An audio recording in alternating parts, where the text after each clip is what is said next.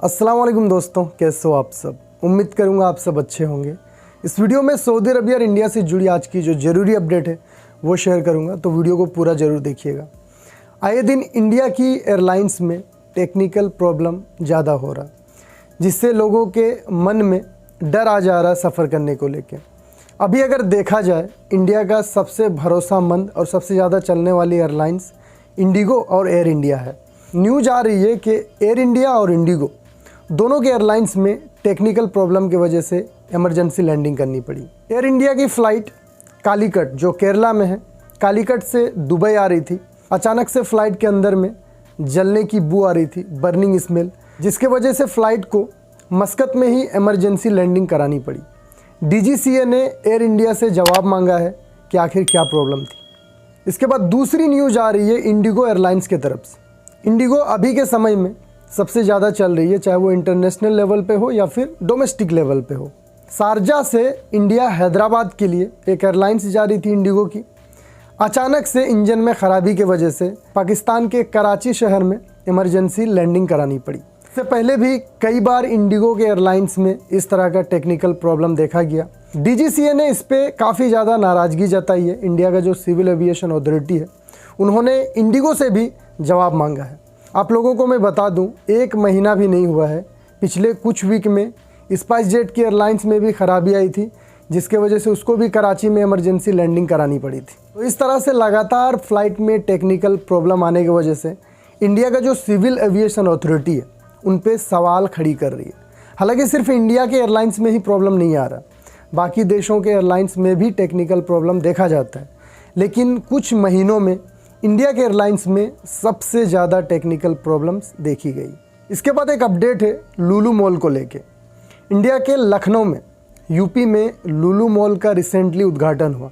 UP के CM ने ही उद्घाटन किया और उन्होंने स्टेटमेंट में ये भी कहा था, ये मॉल जो है उत्तर प्रदेश का विकास के लिए बहुत ही ज़्यादा इम्पोर्टेंट है। आप लोग को बता दूं, उत्तर प्रदेश का सबसे बड़ा शॉपिंग मॉल यही मॉल है। और रिसेंटली वहाँ पे कुछ मुस्लिम समुदाय के लोगों ने नमाज़ पढ़ी थी, जिसके वजह से बवाल हो गया था। इसके बाद सोशल मीडिया में बहुत तरह की बात चल रही थी, जिसमें कुछ लोग ये भी कह रहे थे कि लुलु मॉल में ज़्यादातर 80% लोग मुस्लिम वर्कर्स हैं और सिर्फ कुछ ही हिंदू लोगों को रखा है, और वो भी हिंदुओं में सिर्फ लड़कियों को रखा है। तो आज लुलु मॉल के जो प्रबंधन है, उन्होंने इस चीज़ को क्लियर कर दिया है। उन्होंने बताया कि वहाँ पे 80% हिंदू काम करते हैं और 20% बाकी धर्म के लोग काम करते हैं, जिसमें ईसाई, मुस्लिम, ये सभी कोई शामिल है।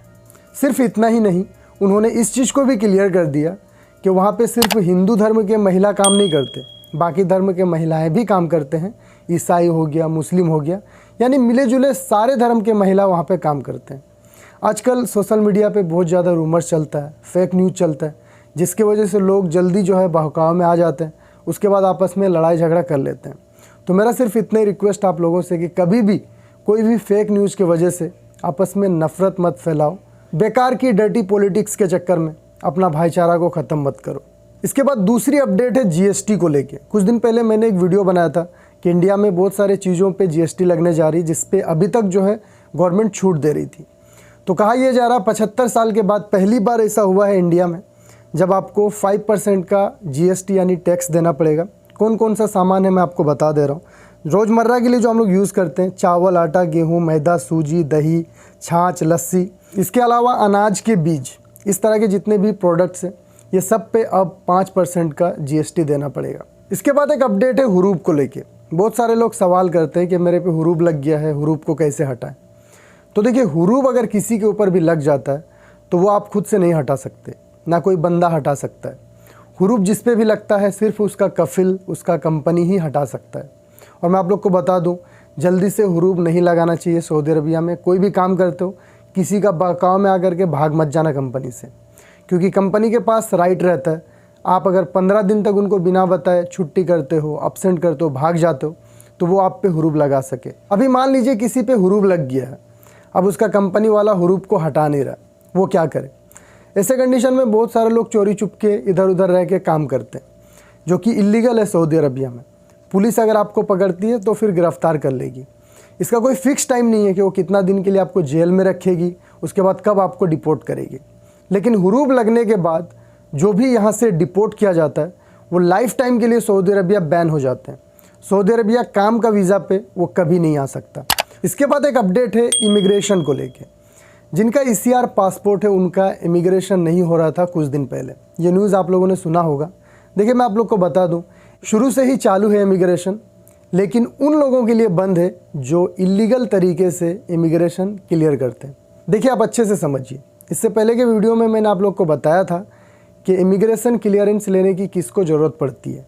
जिनका ECR पासपोर्ट रहता है, जो लोग पढ़े लिखे नहीं हैं, वो अगर कोई भी गल्फ़ कंट्री में जाते हैं काम करने के लिए तो उससे पहले POE से उनको इमिग्रेशन क्लियरेंस कराना पड़ता है।